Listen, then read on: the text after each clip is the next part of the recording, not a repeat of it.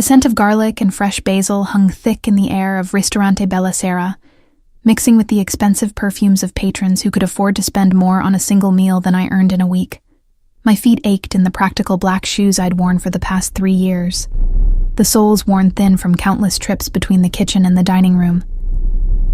6 hours into my shift, and the familiar burn had settled deep into my calves, a constant reminder of my place in this world. I adjusted my simple black uniform, smoothing down the white apron that Nonna Rosa had insisted all her servers wear. Even though she'd been gone for 2 years now, even though new ownership had taken over Bella Sera and transformed it from a family restaurant into something more exclusive, more dangerous, we still wore her aprons. It was the only piece of her that remained. "Table 7 needs water refills," Marco, the floor manager, hissed as he passed me in the narrow hallway between the kitchen and dining room. His eyes, perpetually anxious since the Ferrante family had acquired the restaurant, darted toward the private alcove at the back. "And don't keep them waiting." I nodded silently, the way I'd learned to do. In this world, servers were meant to be invisible. We materialized when needed, vanished when our purpose was served. It was a skill I'd perfected over the years, this ability to move through spaces without leaving an impression, to serve without being seen. The crystal pitcher felt heavy in my hands as I made my way through the dining room. Tuesday evenings were always busy at Bella Sera, but tonight felt different. There was a tension in the air, a crackling energy that made my skin prickle with awareness. The usual patrons were here. Wealthy businessmen, society wives, young couples trying to impress each other. But there were more men in dark suits than usual, more watchful eyes scanning the room. My heart knew why before my mind caught up. He was here. Tiago Ferrante occupied the private alcove the way a king might sit on a throne, his presence commanding without effort. From across the room, I could see him in profile, the strong line of his jaw, the way his dark hair was swept back from his forehead, the broad shoulders that filled out his charcoal suit with an elegance that spoke of money and power. He was in conversation with 2 other men, his expression serious, one hand resting on the table while the other held a glass of wine. I'd been serving him for 8 months now. 8 months of keeping my eyes lowered, my voice professional, my hands steady even when they wanted to tremble. 8 months of memorizing the way he took his espresso, black, no sugar, and how he always ordered the osso buco on Thursdays. 8 months of nursing a hopeless, impossible attraction to a man who had never truly looked at me, because men like Tiago Ferrante didn't look at women like me. We existed in different universes that occasionally overlapped when I brought him his dinner or refilled his wine glass. He was power and danger wrapped in expensive fabric, heir to an empire built on fear and loyalty. And I was just Talia, the quiet garçonette who spoke too little and dreamed too much. "Talia!" Marco's urgent whisper snapped me back to reality. "What are you doing standing there? Move!" I forced my feet forward, approaching table 7 with the practiced grace Nonna Rosa had taught me. The elderly couple smiled warmly as I refilled their glasses, thanking me in heavily accented English. They were tourists, I guessed, drawn to Bella Sera by its reputation, unaware of the true nature of the men who now owned it. As I worked through my tables, I felt the weight of memory pressing on my chest. Nonna Rosa had found me when I was 16, a runaway from a group home with no family, no future, no hope. She'd given me a job washing dishes, taught me Italian and then Sicilian, the old dialect from her village in the mountains. She'd fed me, clothed me, loved me like the granddaughter she'd never had. Il dialetto è la voce del cuore, she used to say. The dialect is the voice of the heart. She'd made me practice for hours, correcting my pronunciation until I could speak the ancient Sicilian of her childhood village as fluently as she did. It was her gift to me, this language that connected me to a place I'd never seen, to roots I'd never had. When she died, she left me nothing. The restaurant had already been sold to pay her debts, sold to the Ferrante family who were expanding their legitimate business interests. But she'd left me with something more valuable than money: a language, a skill, and a place where I belonged, however tenuously. "Talia, Mr. Ferrante's table needs attention." Marco appeared at my elbow again, his voice tight with stress. "They're ready to order." My pulse quickened. Usually Marco or one of the senior servers handled Tiago's table. I was relegated to the general dining room, kept away from the VIP section where the family conducted their business. But tonight, with the restaurant unusually full and 2 servers called in sick, I had no choice. I smoothed my apron one more time, took a breath, and crossed the dining room toward the private alcove. The distance felt endless and too short all at once. As I approached, Tiago glanced up, and for a brief moment, our eyes met. His were dark, almost black in the low light, and utterly unreadable. There was no recognition in them, no acknowledgement that I'd been serving him for months. I was just another interchangeable server, another invisible woman. "Good evening," I said softly in English, my voice steady despite the hammering of my heart. "May I take your order?" "The usual," Tiago said, his voice a low rumble that did things to my insides I tried desperately to ignore. He didn't look at me as he spoke, his attention already back on his companions. "And bring another bottle of the Barolo." I nodded, making notes even though I'd memorized his usual order months ago. "Ossobuco, risotto alla Milanese, and a simple insalata to start." His companions ordered quickly, efficiently, and I retreated as soon as I could. My skin hot with the awareness of how close I'd been to him, close enough to smell his cologne, to see the faint shadow of stubble along his jaw, to notice the way his hands moved when he spoke. Back in the kitchen, I leaned against the cool tile wall, trying to calm my racing heart. This was pathetic. I was pathetic. Pining after a man who didn't know I existed, who never would know I existed. Men like Tiago Ferrante married women from their world, daughters of other families, alliances forged in blood and power, not orphaned garçonettes who served their meals. "Talia, order up." The head chef's voice cut through my thoughts. The rest of the evening passed in a blur of movement and practiced efficiency. I served Tiago's table twice more, bringing courses and clearing plates, always keeping my eyes lowered, always maintaining the invisible barrier between server and patron. He never looked at me. Not once. It was past 11 when Marco pulled me aside, his face pale with anxiety. "Mr. Ferrante's father is arriving tomorrow," he said in a low voice. "From Sicily, the Don himself." A chill ran down my spine. Everyone knew about Tommaso Ferrante, the patriarch who still ruled the family from his stronghold in the Sicilian mountains. The man they called O Padrino, whose word was law, whose displeasure meant death. "Why are you telling me this?" I asked, though I already knew the answer from the fear in Marco's eyes. "Because he'll be dining here tomorrow night, in the private alcove, and he's—" Marco swallowed hard. "He's very particular about service, very particular about respect. One wrong move, one perceived slight, and—" He didn't finish the sentence. He didn't need to. "I understand," I said quietly. "Good. Make sure you do." He started to walk away, then paused. "And Talia? Don't speak unless spoken to. Don't look directly at him. Don't do anything that might draw attention. With men like the Don, invisibility is your best protection." After my shift ended, I took the subway back to my tiny apartment in Queens, my mind churning with anxiety about tomorrow. The train rattled through the tunnels, and I stared at my reflection in the dark window. 26 years old, no family, no prospects beyond serving pasta to people who would never see me as anything more than part of the furniture. This was my life, and I'd made my peace with it. But as I lay in bed that night, staring at the water-stained ceiling, I allowed myself one small rebellion against reality. I closed my eyes and imagined what it would be like if Tiago Ferrante actually looked at me. Really looked at me. Saw past the uniform and the lowered eyes to the woman underneath. It was a fantasy, nothing more. Tomorrow I would serve his father with perfect invisible efficiency.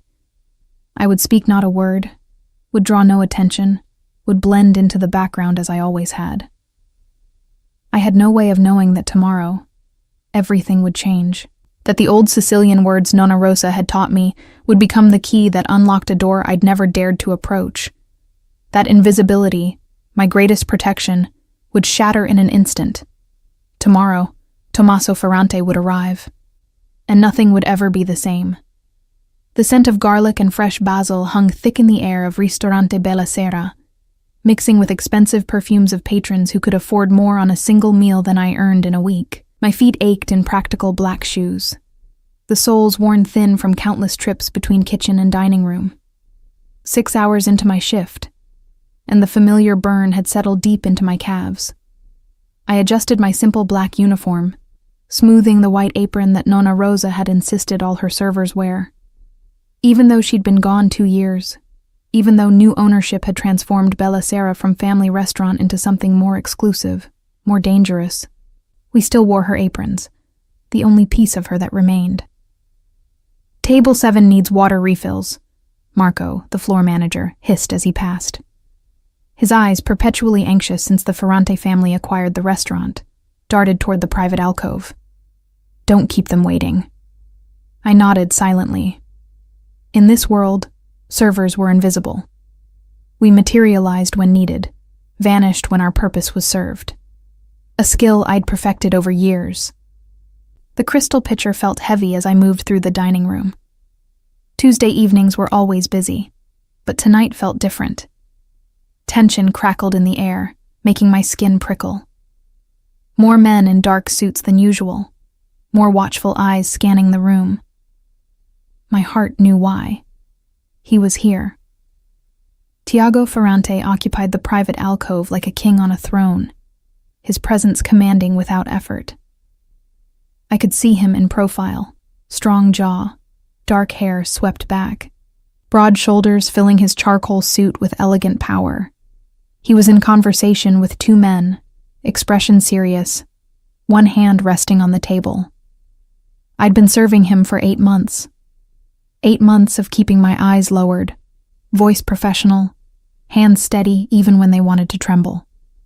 8 months of memorizing how he took his espresso, black, no sugar, and that he always ordered osso buco on Thursdays. 8 months of nursing a hopeless attraction to a man who had never truly looked at me. Because men like Tiago Ferrante didn't look at women like me. We existed in different universes that occasionally overlapped when I brought his dinner or refilled his wine. He was power and danger in expensive fabric, heir to an empire built on fear and loyalty. And I was just Talia, the quiet garçonette who spoke too little and dreamed too much. Talia. Marco's urgent whisper snapped me back. Move. I approached table 7 with practiced grace Nonna Rosa had taught me. The elderly couple smiled as I refilled their glasses, thanking me in heavily accented English. Tourists drawn by Bella Sera's reputation, unaware of the true nature of the men who now owned it. As I worked through my tables, memory pressed on my chest. Nonna Rosa had found me at 16, a runaway from a group home with no family, no future, no hope. She'd given me a job washing dishes, taught me Italian and then Sicilian, the old dialect from her village in the mountains. She'd fed me, clothed me, loved me like the granddaughter she'd never had. Il dialetto è la voce del cuore, she used to say. The dialect is the voice of the heart.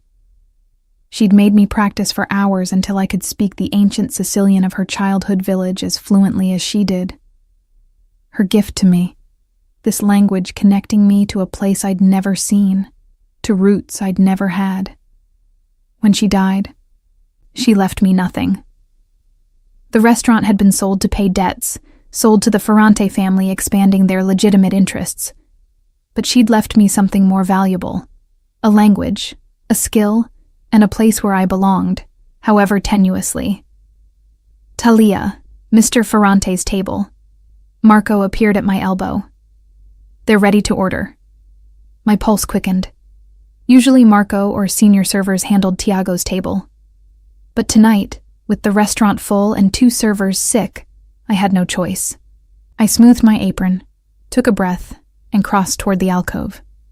The distance felt endless and too short. As I approached, Tiago glanced up. For a brief moment, our eyes met. His were dark, almost black, utterly unreadable. No recognition. No acknowledgement of 8 months serving him. Just another invisible woman. "Good evening," I said softly in English. "May I take your order?" "The usual," Tiago said, his voice a low rumble. He didn't look at me, attention already back on his companions. "And another bottle of the Barolo." I nodded, making notes though I'd memorized his order months ago. "Ossobuco, risotto alla Milanese, insalata to start." His companions ordered quickly, and I retreated, skin hot with awareness of how close I'd been. Close enough to smell his cologne, see the faint stubble, notice how his hands moved when he spoke. In the kitchen, I leaned against cool tile, trying to calm my racing heart. This was pathetic, pining after a man who didn't know I existed, who never would. Men like Tiago Ferrante married women from their world, daughters of other families, alliances forged in blood and power, not orphaned garçonettes. "Talia, order up." The head chef's voice cut through my thoughts. The evening passed in practiced efficiency. I served Tiago's table twice more, always keeping my eyes lowered, always maintaining the invisible barrier. He never looked at me. Not once. Past 11, Marco pulled me aside, face pale. "Mr. Ferrante's father is arriving tomorrow," he said low. "From Sicily, the Don himself." A chill ran down my spine. Everyone knew about Tommaso Ferrante, the patriarch ruling the family from his Sicilian stronghold. The man they called O Padrino, whose word was law, whose displeasure meant death. "Why are you telling me?" I asked. "Because he'll be dining here tomorrow night, in the private alcove, and he's very particular about service. Very particular about respect. One wrong move, one perceived slight, and—" He didn't finish. "I understand." "Good. And Talia? Don't speak unless spoken to. Don't look directly at him. Don't draw attention. With men like the Don, invisibility is your best protection." After my shift, I took the subway back to my tiny Queens apartment, mind churning with anxiety. The train rattled through tunnels, and I stared at my reflection in the dark window. 26 years old, no family, no prospects beyond serving pasta to people who would never see me as more than furniture. This was my life, and I'd made peace with it. But lying in bed, staring at the water-stained ceiling, I allowed myself one small rebellion. I closed my eyes and imagined what it would be like if Tiago Ferrante actually looked at me, really looked at me, saw past the uniform to the woman underneath. A fantasy, nothing more. Tomorrow I would serve his father with perfect invisible efficiency. I would speak not a word, would draw no attention, would blend into the background as I always had. I had no way of knowing that tomorrow everything would change. That the old Sicilian words Nonna Rosa taught me would become the key unlocking a door I'd never dared approach. That invisibility, my greatest protection, would shatter in an instant. Tomorrow, Tommaso Ferrante would arrive, and nothing would ever be the same. Orchestrated narrative continuation, with tension and character vulnerability. The next evening, Bella Sera transformed into something I'd never seen before. The usual Tuesday crowd had been replaced entirely by men in dark suits, their faces hard and watchful. Every table in the main dining room was occupied by members of the Ferrante organization, their low conversations creating a buzz of tension that made the air feel electric. Marco had been a nervous wreck all day, barking orders at the staff with unusual harshness, checking and rechecking every detail. The private alcove had been prepared with meticulous care. Fresh flowers, the finest linens, crystal glasses that sparkled under the low lighting. Everything had to be perfect for the dawn's arrival. I'd dressed with extra care, making sure my uniform was spotless, my hair pulled back in a neat bun, my hands scrubbed clean. Invisibility was my goal, as it always was. But tonight it felt more crucial than ever. One misstep could be dangerous in ways I didn't want to contemplate. "Remember," Marco whispered to me as I prepared the dawn's table. "Eyes down. Speak only if spoken to directly. And for God's sake, don't do anything to draw attention to yourself." "I understand," I said quietly, arranging the silverware with precise care. The restaurant fell into an expectant hush around 7:30. I was refilling water glasses in the main dining room when I felt the shift in atmosphere, the way every man in the room straightened slightly, the way conversation stopped mid-sentence. He had arrived. Tommaso Ferrante entered Bellicera like a force of nature. He was shorter than his son, perhaps 5'9", but his presence filled the space in a way that had nothing to do with physical stature. His hair was silver white, swept back from a face that was deeply lined but still handsome, weathered by decades of Sicilian sun and the weight of command. He wore a simple black suit that probably cost more than I made in a year, and his dark eyes, so like Tiago's, swept the room with the sharp assessment of a man who missed nothing. Tiago walked beside him, and for the first time since I'd known him, I saw something in Tiago's bearing that approached deference. He guided his father toward the private alcove, speaking to him in low Italian that I couldn't quite catch from across the room.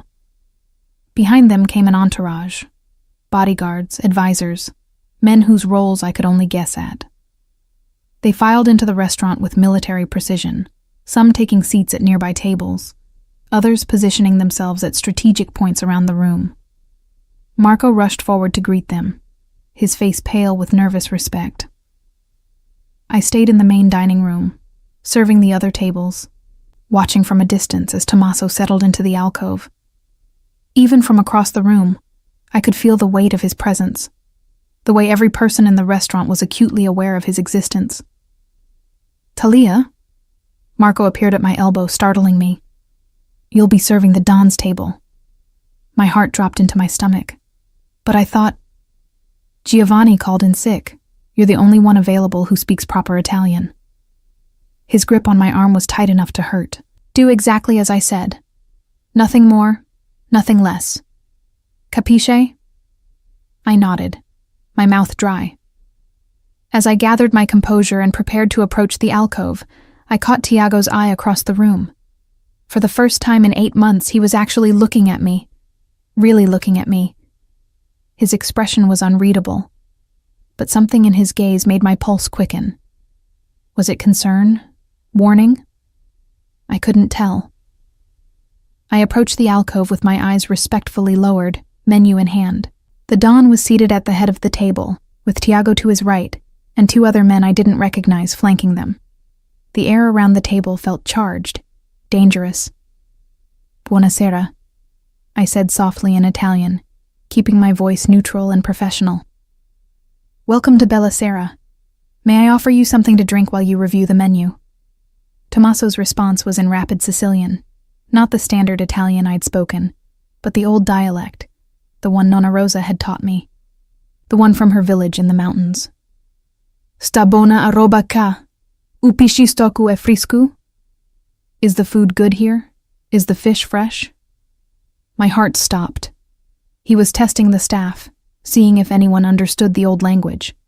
Marco had warned me to speak only if spoken to, but this was a direct question. I had to respond. The question was whether to reveal that I understood or pretend ignorance. Something in me, maybe Nonna Rosa's voice in my memory, maybe just exhaustion from pretending to be invisible for so long, made the decision for me. "È tutto frisco, Don Ferrante," I replied in the same dialect, my accent carrying the exact intonation of his home region. "U piscistoku veni o matinu, como a carne. Ma si vuci o meglio, "Il ragù è fatto come una volta, che ricetta antica. Everything is fresh, Don Ferrante. The fish comes in the morning, like the meat. But if you want the best, the ragù is made the old way, with the ancient recipe." The silence that followed was absolute. Every head at the table turned toward me. Tommaso's eyes, sharp as black diamonds, fixed on me with an intensity that made me want to step back. Tiago had gone completely still, his expression shocked. "Uniu m'imparasti, studiala tu?" Tommaso asked slowly, his voice dangerously soft. "Where did you learn this dialect?" I kept my eyes lowered, my heart hammering. "Rosa Catalano mi insegnò, Don Ferrante. Ida era como na nonna mia." Rosa Catalano taught me, Don Ferrante. She was like a grandmother to me. Something shifted in Tommaso's face. "Rosa di Corleone? Rosa Catalano di Corleone?" "Sì, Don Ferrante." The Don leaned back in his chair, studying me with renewed interest. When he spoke again, it was in Italian, presumably so the others at the table could understand. Rosa Catalano. I knew her family. Good people. She owned this restaurant? "Yes, sir," I replied in Italian, sensing the shift in conversation. "She passed away 2 years ago. I worked for her since I was 16. And she taught you our dialect, the dialect of Corleone." It wasn't a question. Why would she do this? She said, I hesitated, then continued softly. She said the dialect is the voice of the heart. She had no family left in Sicily, no one to speak it with. So she taught me. Tommaso was quiet for a long moment. Then he turned to his son. "Tiago, you've been eating here for how long?" 8 months, father." Tiago's voice was carefully controlled, but I could hear something underneath. Surprise, maybe, or realization. "And you never mentioned this girl? This girl who speaks the language of our home, who was trained by Rosa Catalano herself." Tiago's eyes met mine, and I saw the truth there. He'd never noticed me. Not once in 8 months. I'd been invisible, just as I'd intended. I wasn't aware. Not aware. Tommaso's voice held a note of disapproval. "You eat in a restaurant where a young woman speaks the dialect of our ancestors with perfect accent, and you don't notice?" He shook his head. "Your grandfather would be ashamed."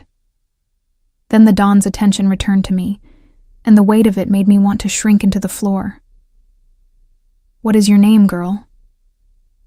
"Talia Oliveira, Don Ferrante." "Oliveira. Portuguese?" "My father was Portuguese. He died when I was very young. My mother, too. I grew up in foster care until Nonna Rosa found me." Something in Tommaso's expression softened almost imperceptibly. "An orphan. Like our people were orphans when we came to this country." He nodded slowly. "Sit down, Talia Oliveira." I froze. "Sir?"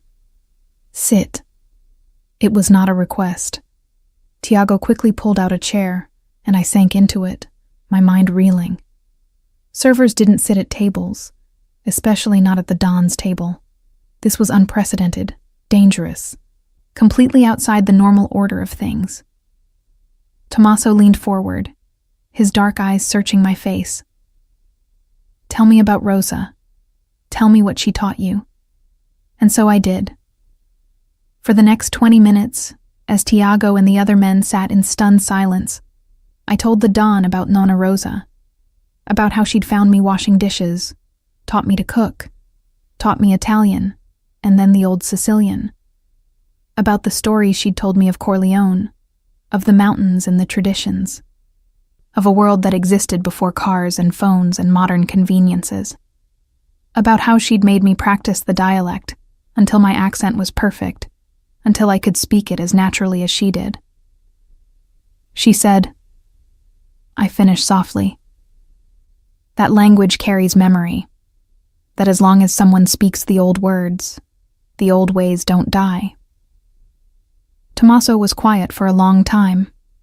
When he finally spoke, his voice was thick with emotion. Rosa Catalano gave you a great gift, Talia Oliveira. The greatest gift one of our people can give. Our language, our history, our soul. He turned to his son. And you, figliu mio, have been blind. Tiago's jaw tightened. Father, no. Tommaso held up a hand. You've been coming here for 8 months, and you never saw her, never heard her. This is not how I raised you. The rebuke hung in the air. Then Tommaso stood, and I quickly rose as well, uncertain of protocol. The Don placed a weathered hand on my shoulder, a gesture that made every man in the restaurant tense. You will join us for dinner, Talia, he said. Not as a server, but as a guest. It would honor me to share a meal with someone who carries Rosa's memory, who speaks the language of my heart. Don Ferrante, I have to work. Marco.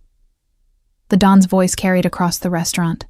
The floor manager appeared instantly, face pale. This girl is dining with me tonight. Find someone else to cover her tables. Of course, Don Ferrante. Right away. As Marco scurried away, I stood frozen, unable to process what was happening. Tommaso returned to his seat, gesturing for me to sit as well. Across the table, Tiago was staring at me like he'd never seen me before. And perhaps he hadn't. Perhaps I'd been so successfully invisible that I'd erased myself entirely. Until now. Until a few words in an ancient dialect had shattered everything. The Don began speaking again, asking me about my life, my work, what I remembered of Rosa's stories. And as I answered, as the evening unfolded in a surreal dream, I felt the weight of Tiago's gaze on me. Constant, intense, seeing me for the first time. And I realized that invisibility, my greatest protection, had just been stripped away. I was visible now, exposed, vulnerable. And I had no idea what would happen next. The meal that followed was the strangest experience of my life. I sat at the Don's table, eating food I'd normally be serving, listening to conversations in a mix of Italian, Sicilian, and English that flowed like water around me. Tommaso treated me with a respect I'd never experienced from anyone in this world, asking my opinions, laughing at my stories about Nonna Rosa, correcting my dialect with the patience of a teacher. But it was Tiago's attention that made my skin burn. He barely touched his osso buco, his dark eyes fixed on me throughout the meal with an intensity that made it hard to breathe. Every time I glanced his way, he was watching, studying, seeing me in a way that felt both thrilling and terrifying. Talia, Tommaso said, leaning back in his chair after the main course. Tell me, what do you want from life? What are your dreams? The question caught me off guard. No one had asked me that in years. I don't know, Don Ferrante. I've never really thought... Everyone has dreams, he interrupted gently, even if we've buried them. So tell me, if you could have anything, what would it be? I looked down at my hands, folded in my lap. What did I want? Safety, I supposed. A place to belong. Not to be invisible anymore, but not to be so exposed that I was in danger. Things that seemed impossible for someone like me. I want to not be afraid, I said finally, honestly. I want to wake up in the morning and not worry about making rent or losing my job or being alone. I stopped, feeling foolish. Continue, Tommaso encouraged. I want to matter to someone, to be seen. The words came out barely above a whisper. I've been invisible for so long, I sometimes forget I'm real. The silence that followed was heavy. When I dared to look up, Tommaso was watching me with something like sadness in his eyes. And Tiago? Tiago's expression had shifted into something I couldn't read. Something intense and almost pained. Invisible, Tommaso repeated softly. Figliu mio, do you hear this? This girl has been serving you for 8 months, speaking the language of our ancestors. and she's been invisible to you." "Father," Tiago began, but the Don held up a hand. "No. Listen, this is important." He turned back to me. "Talia, I'm going to tell you something. In our world, in the world my family inhabits, there are two types of people.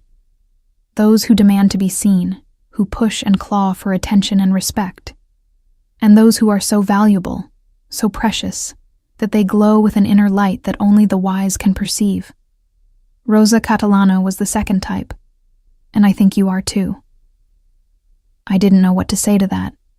The comparison to Nonna Rosa made tears prick my eyes. "My son has been blind," Tommaso continued. "But now his eyes are open. The question is, what will he do with this sight?" He stood, and everyone at the table immediately rose as well. "I'm tired. Tiago, you will ensure Talia gets home safely. We will speak more tomorrow." "Of course, father," Tiago said. As the Don prepared to leave, he paused beside my chair and placed a hand on my shoulder again. "Thank you, Talia, for keeping Rosa's memory alive, for carrying our language in your heart. You have given an old man a great gift tonight."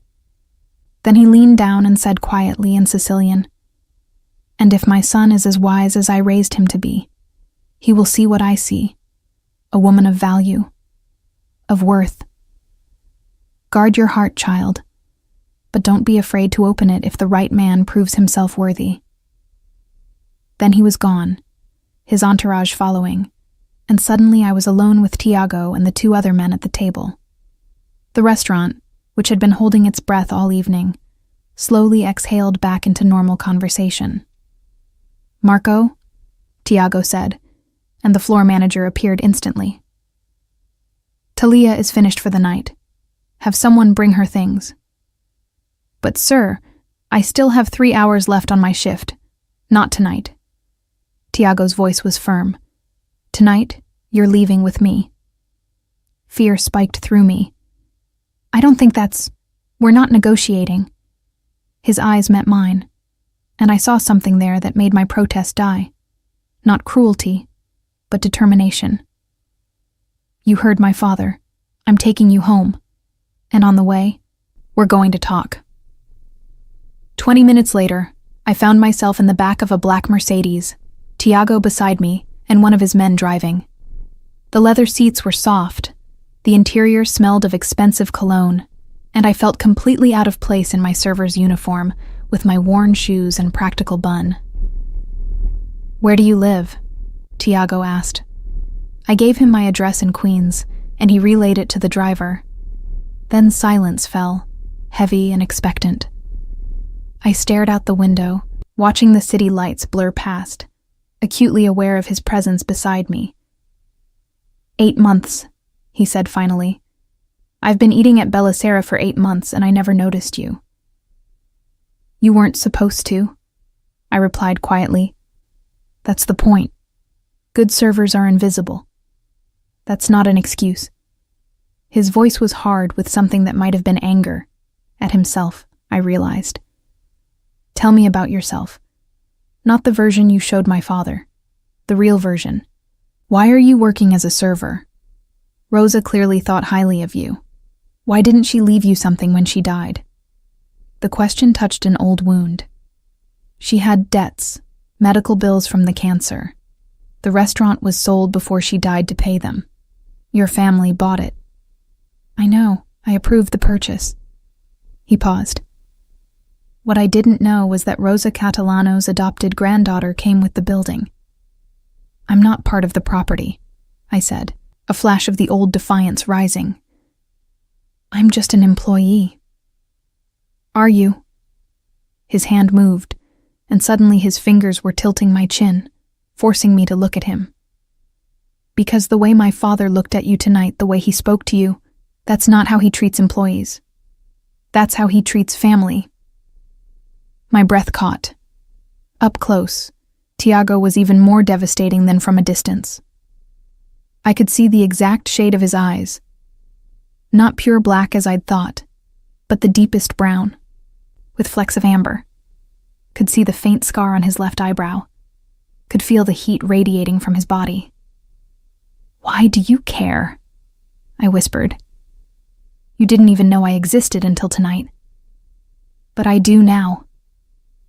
His thumb traced along my jaw, a touch so gentle it made me shiver. "And now that I've seen you, really seen you, I can't unsee you.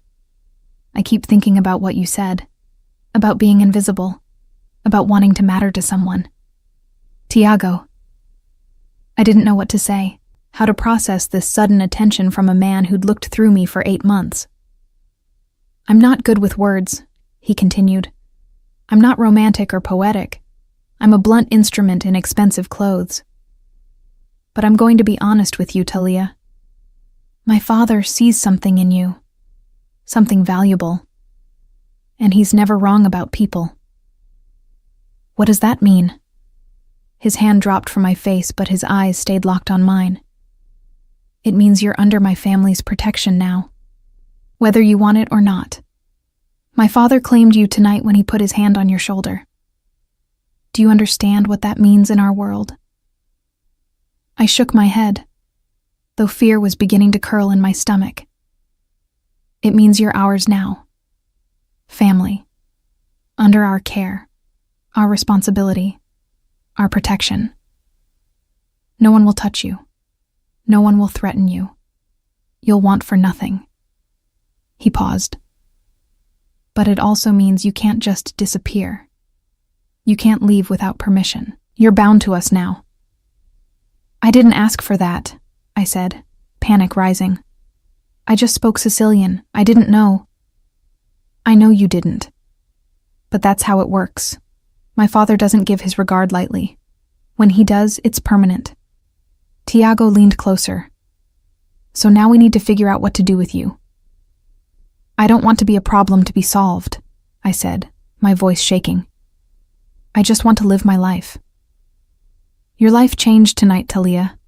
The moment you opened your mouth and spoke the language of our homeland. You can't go back to being invisible. Not anymore." His expression softened slightly. "But that doesn't have to be a bad thing. Protection isn't a prison.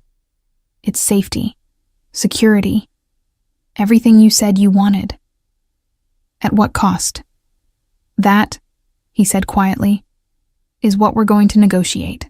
The car pulled up outside my building, a 5-story walk-up in a neighborhood that was trying hard not to tip over into dangerous. Tiago looked at it with undisguised distaste. "You live here?" "It's what I can afford," I said defensively. "Not anymore." He pulled out his phone. "Pack your things. You're not staying here another night." "Excuse me?" "My father put you under our protection. This place isn't safe. You'll stay in one of our properties until we figure out long-term arrangements. You can't just... I don't want..." I fumbled for words, overwhelmed. "I don't want to be owned, Tiago. I've worked too hard for my independence." His eyes met mine, and for the first time, I saw something vulnerable there. Something almost human beneath the calculated power. "I'm not trying to own you, Talia. I'm trying to protect you. There's a difference." "Is there?" "Yes," he said firmly. "And I'll spend however long it takes proving that to you." I refused to pack my things that night. Despite Tiago's insistence, despite the driver waiting outside, despite every logical reason to accept the protection being offered, I stood my ground in my tiny apartment and told him no. "This is my home," I said, gesturing at the cramped space with its second-hand furniture and water-stained ceiling. "It's not much, but it's mine. I've worked for 3 years to keep this place. I'm not giving it up because your father decided I'm worth protecting." Tiago stood in my doorway. He'd refused to leave me alone, his tall frame making my small apartment feel even smaller. "You're being stubborn." "I'm being independent.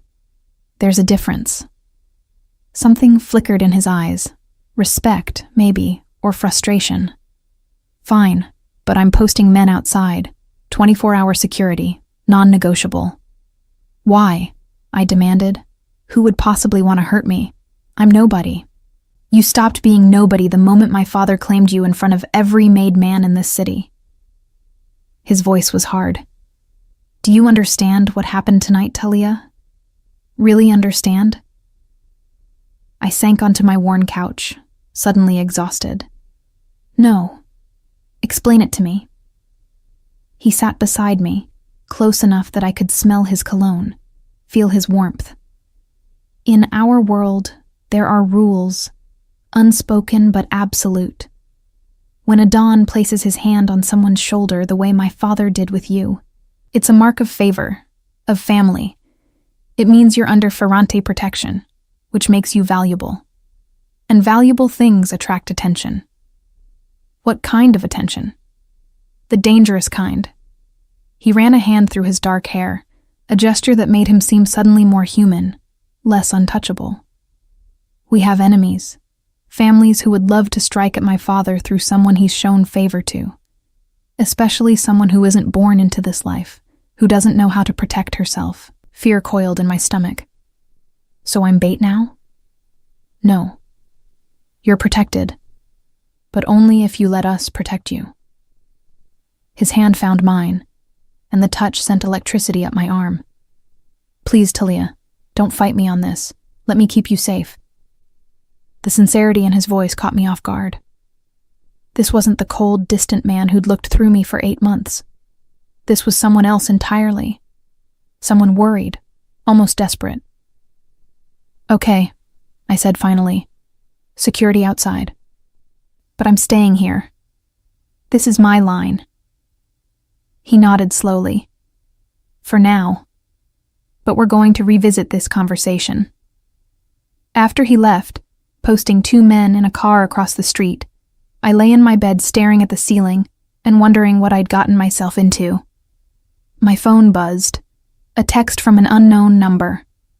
"Domani, 10 a.m. Bella Sera. We discuss your future." TF. I stared at the message, my heart pounding. Tomorrow, 10 in the morning. The restaurant would be closed, empty. Just me and the Ferrante family, discussing my future like I was a business acquisition to be negotiated. Sleep came in fits and starts, troubled by dreams of Nonna Rosa speaking in Sicilian, of Tommaso's hand on my shoulder, of Tiago's dark eyes finally seeing me. The next morning, I dressed carefully in the only nice dress I owned. A simple navy blue sheath I'd bought at a thrift store 2 years ago. My hands shook as I applied minimal makeup, pulled my hair into a neat bun. I looked at my reflection and barely recognized myself. Yesterday I'd been invisible. Today I was. What? Protected? Claimed? Trapped? The security detail drove me to Bella Sera. Inside, the restaurant was dark except for the private alcove, where lights blazed. I could see figures moving, hear low voices in Italian. Marco met me at the door, his face grave. "Miss Oliveira, they're waiting for you." "Marco, what's happening? Am I in trouble?" He looked at me with something like pity. "No, not trouble. But your life is about to change in ways you can't imagine. Be careful what you agree to in there." My stomach dropped as I walked toward the alcove. Tommaso sat at the head of the table, Tiago to his right. But there were others too. 3 men I didn't recognize, all wearing expensive suits, all watching me with calculating eyes. "Talia, buona mattina," Tommaso greeted me warmly. "Sit, please. We have much to discuss." I sat, feeling like prey, surrounded by predators. "Don Ferrante. These are my associates." He gestured to the other men. "Salvatore, Antonio, and Marco. Not your Marco, but Marco Lombardi, my consigliere. They're here because what we discussed today affects the entire family." I looked at Tiago, but his expression was unreadable. Closed off again, the way it had been for 8 months. "Talia," Tommaso began. "Last night I told you that you are under our protection, but I didn't explain fully what that means, or what it requires." "Requires?" My voice came out smaller than I intended. Protection is not free, child. It cannot be. In our world, everything has a price, a balance. We offer you safety, security, a life without fear. In return, we ask for loyalty, for service. Ice slid down my spine. What kind of service? Nothing terrible, he assured me quickly. Nothing that would compromise your morals. But you have skills we need. You speak Sicilian with perfect accent. You understand our culture. And most importantly, you are unknown, not connected to any family. That makes you valuable. Valuable how? Antonio, one of the associates, leaned forward. There are situations where we need someone who can navigate both worlds. Someone who can speak to the old country connections but operate in the American sphere.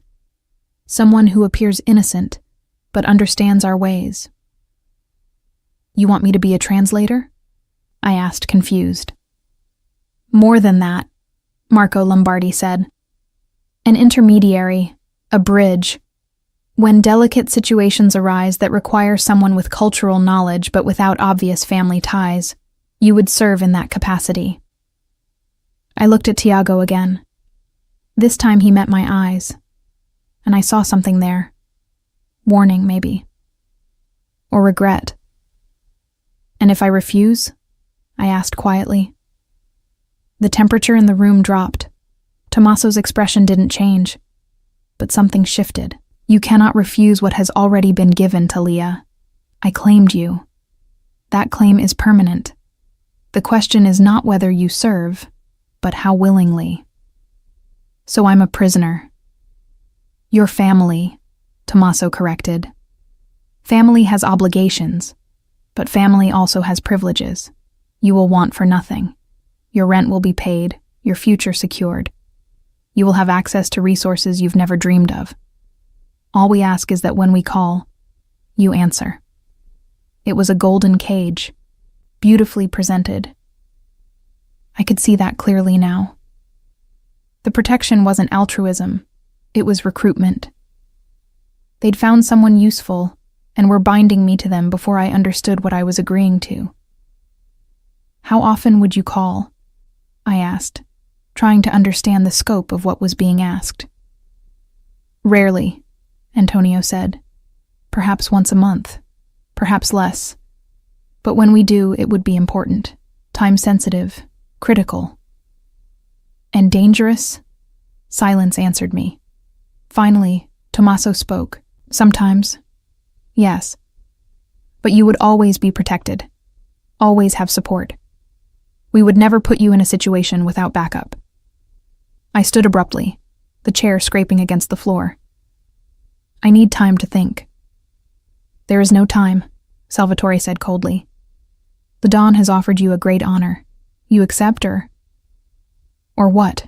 I demanded, finding courage I didn't know I had. You'll kill me?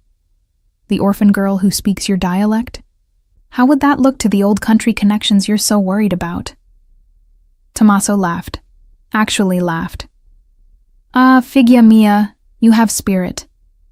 Rosa taught you well, not just language, but strength. He stood, and everyone else immediately rose. You're right, we won't force you. But understand this. My protection remains whether you actively serve or not. Because I gave my word, and my word is iron. The question is whether you accept the privileges that come with the obligations, or whether you insist on struggling alone while we guard you from the shadows. He moved toward me, and I forced myself not to step back. You have until tomorrow night to decide. Tiago will explain more about what would be asked of you. But know this, Talia Oliveira. I see in you something rare, something precious. Don't waste it on pride. As the Don and his associates left, I found myself alone with Tiago.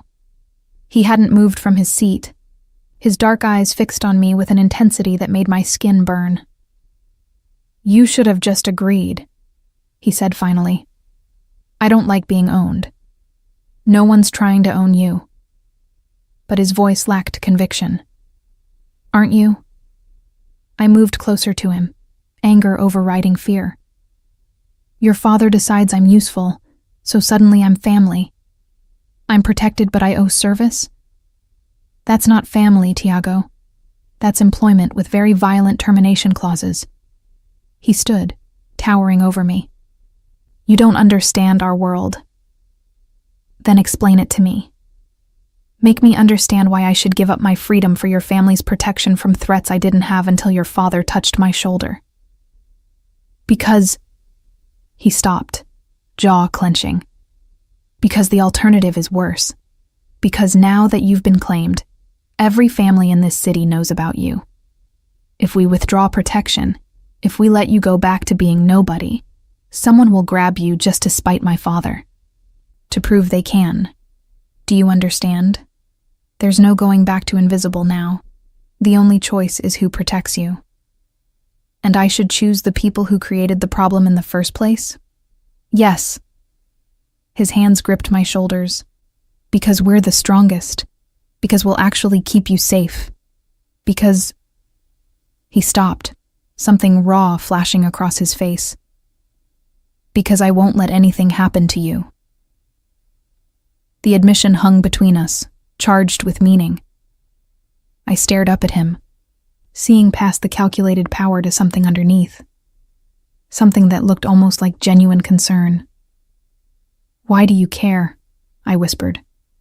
You didn't even know I existed 3 days ago. But I do now.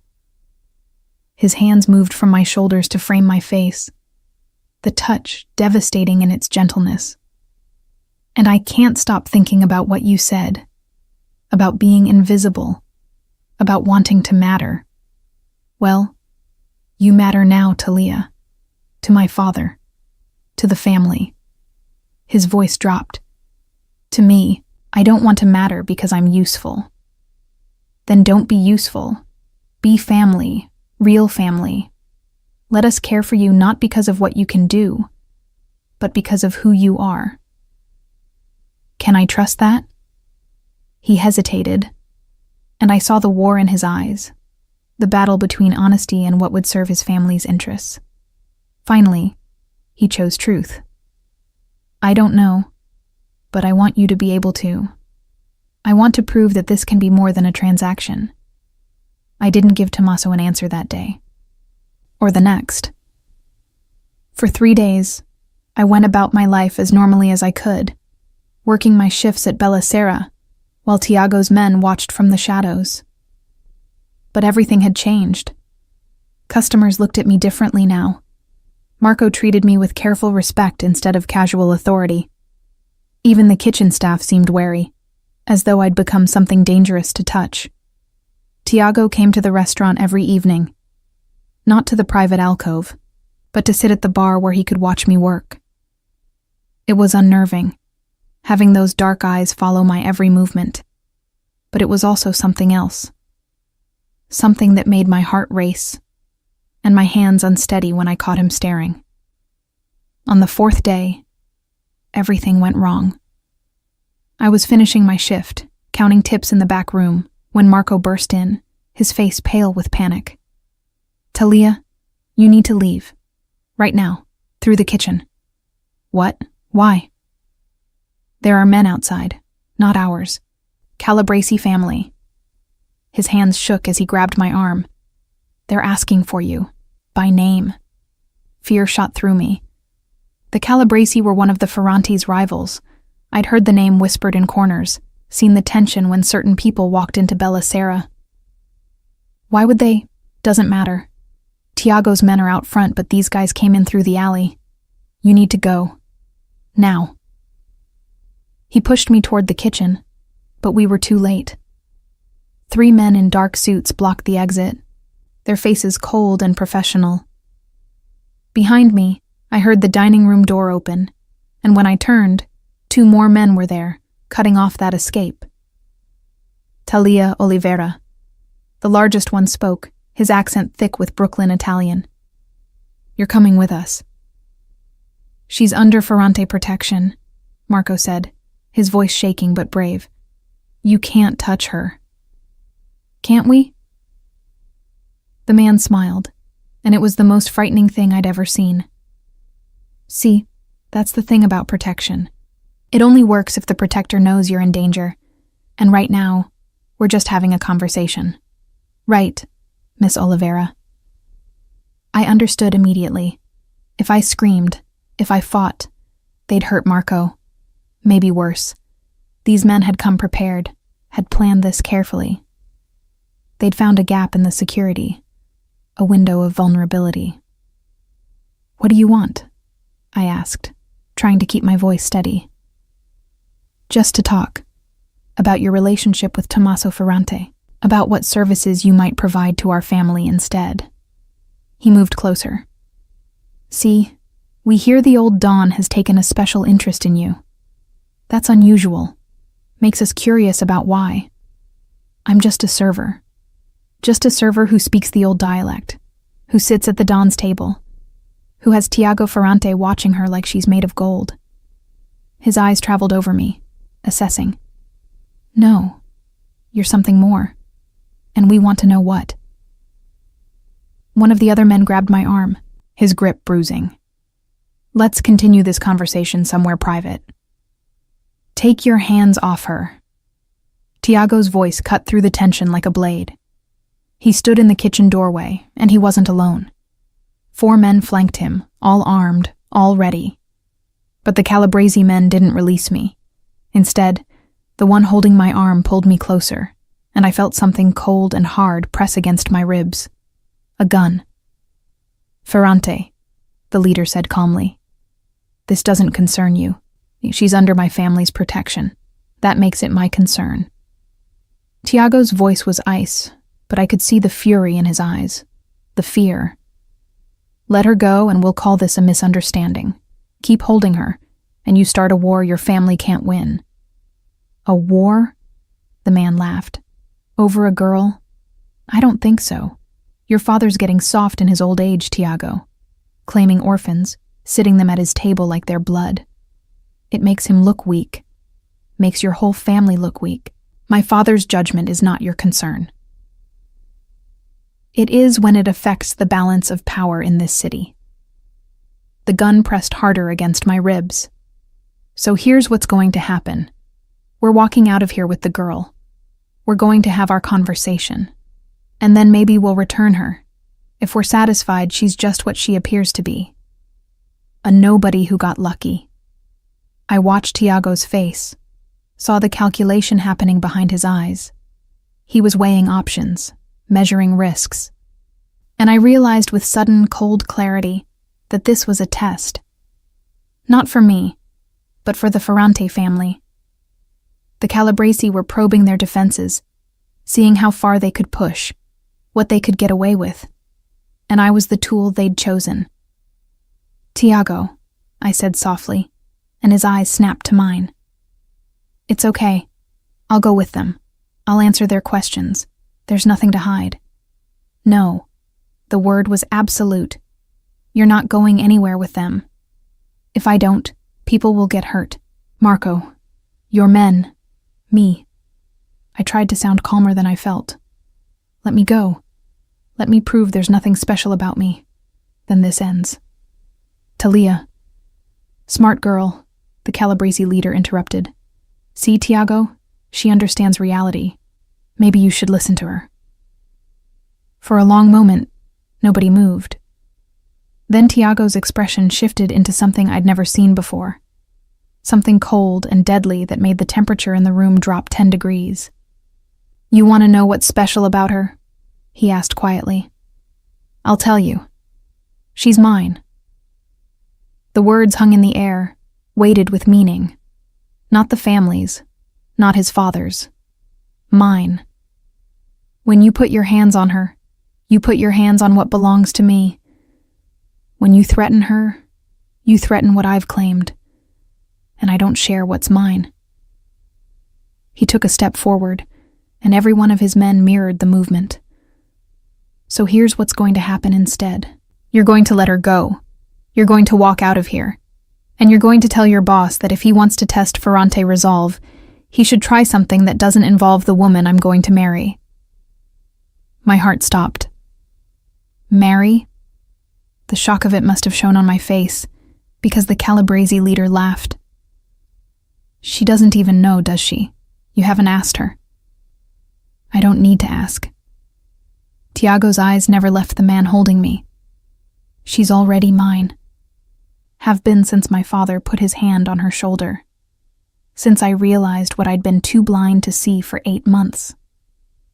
The question isn't whether she'll marry me. It's whether you're stupid enough to die over her. The gun pressed harder against my ribs, and I gasped. Instantly, every weapon in the room was drawn. Tiago's men aimed at the Calabrese. The Calabrese aimed back. We were one trigger pull away from a bloodbath. Let her go, Tiago repeated, and his voice carried absolute certainty. Or I will kill every single one of you right here, right now, and damn the consequences. You'd start a war over a girl? I'd burn this entire city down for her.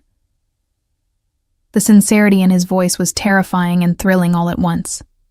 The man holding me hesitated, and I felt his grip loosen fractionally.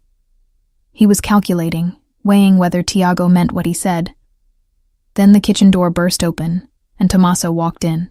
The Don looked older than he had days ago, his face lined with exhaustion. But his eyes were sharp as he surveyed the standoff.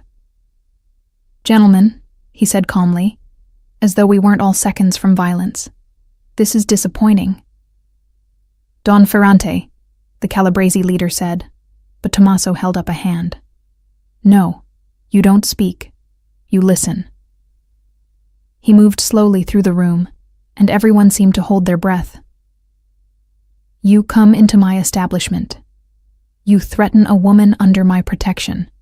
You draw weapons in my presence. These are insults that demand blood. We were just... I said listen. The command was soft but absolute. Talia Oliveira is not just under my protection. She is family. Not by blood, but by choice, by value, by the fact that she carries the voice of my homeland in her heart. When you threaten her, you threaten me. He stopped in front of the man holding me, and I saw something flicker in the Calabrese's eyes. Fear, finally. Now, you're going to let her go, Tommaso continued, and you're going to deliver a message to your boss. Tell him that the Ferrante family does not forget insults. Tell him that if he wants war, he can have it. But if he wants peace, he will never, ever touch this girl again.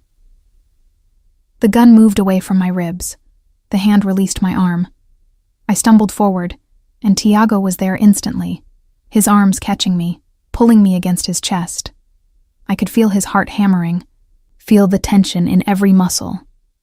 Go, Tommaso said to the Calabrese men, before I change my mind about letting you leave alive. They went, moving quickly toward the alley exit. When they were gone, the Don turned to me, his expression softening. Are you hurt, child? No, Don Ferrante, just scared. As you should be. This world is dangerous. He looked at his son. Tiago, take her somewhere safe. We'll discuss the rest tomorrow. As Tiago guided me out through the front entrance, his arm protective around my waist, I finally spoke. Did you mean it?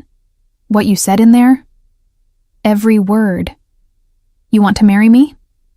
He stopped, turning me to face him on the sidewalk outside Bella Sera. The security detail formed a discreet perimeter, giving us privacy. Yes, it's the only way to truly protect you. As my wife, you're untouchable. No one would dare. That's not a reason to get married. It's not the only reason. His hands framed my face, and I saw something vulnerable in his eyes. I told you I can't stop seeing you. Can't stop thinking about you. About what you said. Wanting to matter to someone. Well, you matter to me, Talia. More than I expected. More than is probably wise. You barely know me. Then let me know you. Properly. Let me court you the way you deserve. Prove that this is more than just protection or strategy. His voice dropped. Let me show you that when I say you're mine, it's not ownership. It's devotion. I should have said no. Should have run from this dangerous, impossible situation. But standing there, with Tiago's hands gentle on my face, and his eyes showing me a future I'd never dared imagine, I found myself saying something else entirely. Okay, court me. Prove it. His smile was slow and devastating. I will. I promise you, Talia Oliveira, I will. True to his word, Tiago courted me, not with the calculated efficiency of a business transaction, but with a patience and attentiveness that slowly dismantled every wall I'd built around my heart. He showed up at Bella Sera every evening, but instead of watching from the bar, he waited until my shift ended and took me to dinner. Real dinners, at quiet restaurants where we could talk. He asked about my childhood, my dreams, the stories Nonna Rosa had told me. He listened, really listened, in a way no one ever had before. He brought me books in Italian and Sicilian, rare volumes he must have searched for. So you don't forget the language, he said. But we both knew it was more than that. It was honoring the gift Rosa had given me, acknowledging its value. He introduced me to his world slowly, carefully. Family dinners with Tommaso, where the Don treated me with grandfatherly warmth. Meetings with the other families, where I learned to navigate the complex web of alliances and obligations. He never hid the danger from me, but he also never left me unprotected. And somewhere in those weeks, between shared meals and quiet conversations, and the way he looked at me like I was something precious, I fell in love with him. The realization came one evening 3 weeks after the Calabrese incident. We were in his apartment. He'd finally convinced me to leave my building, though I'd insisted on my own space, and he'd given me a floor in one of his buildings with security but independence. We were cooking together, something that had become our routine. Him attempting Italian recipes while I corrected his technique, both of us laughing at his failures. You're terrible at this, I said, as he somehow managed to burn water for pasta. I'm not used to doing things myself, he admitted, looking so genuinely baffled by the smoking pot that I couldn't help but laugh. What do you usually eat? Whatever my housekeeper makes, or restaurant food. He rescued the pot, dumping the water. I should probably learn, though. If I'm going to convince you to marry me, I should at least be able to feed you. The casual mention of marriage made my heart skip.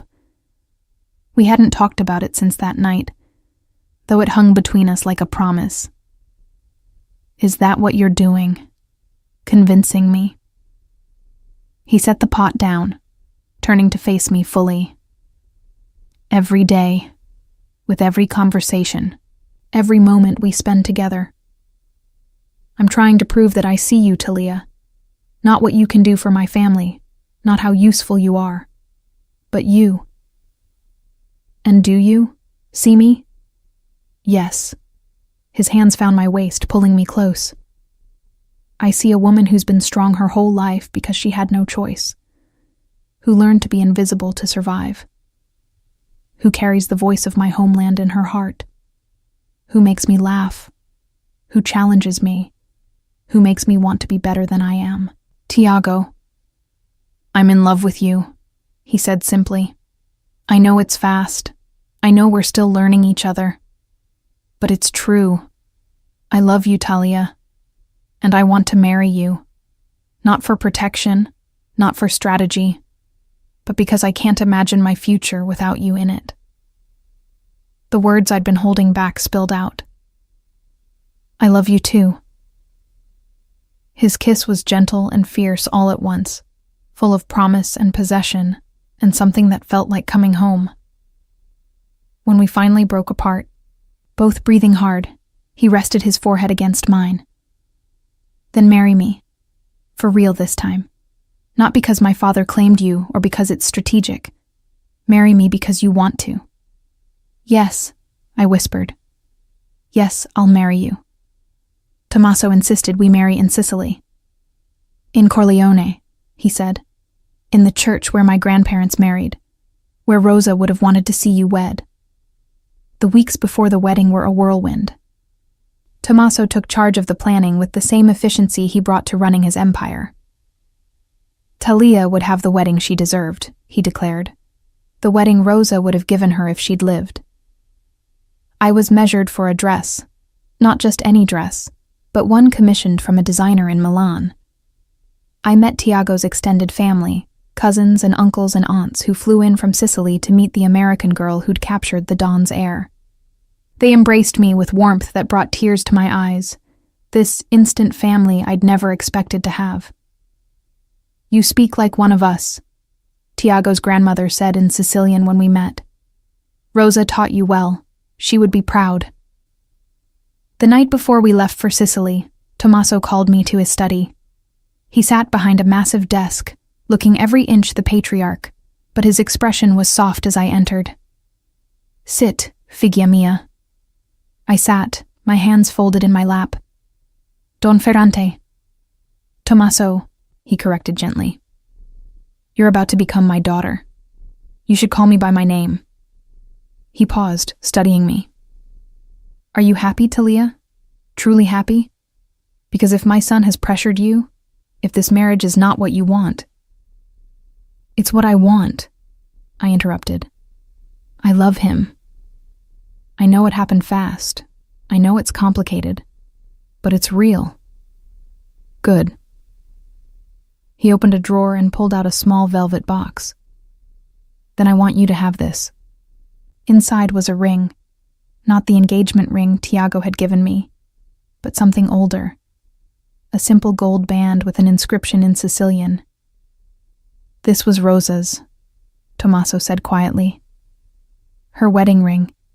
She left it with me before she died, made me promise to give it to someone worthy, someone who would honor her memory and carry her gift forward.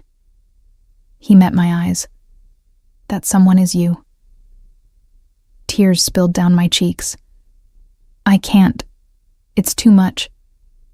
You can and you will. Rosa loved you, Talia. She saw in you what I see: strength, resilience, heart.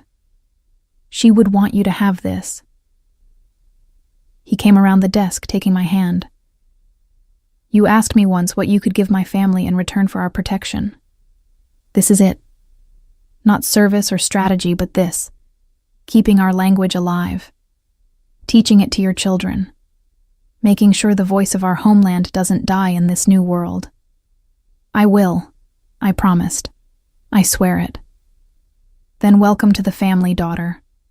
Truly and completely. The wedding took place on a hillside in Corleone, in a small stone church that had stood for 300 years.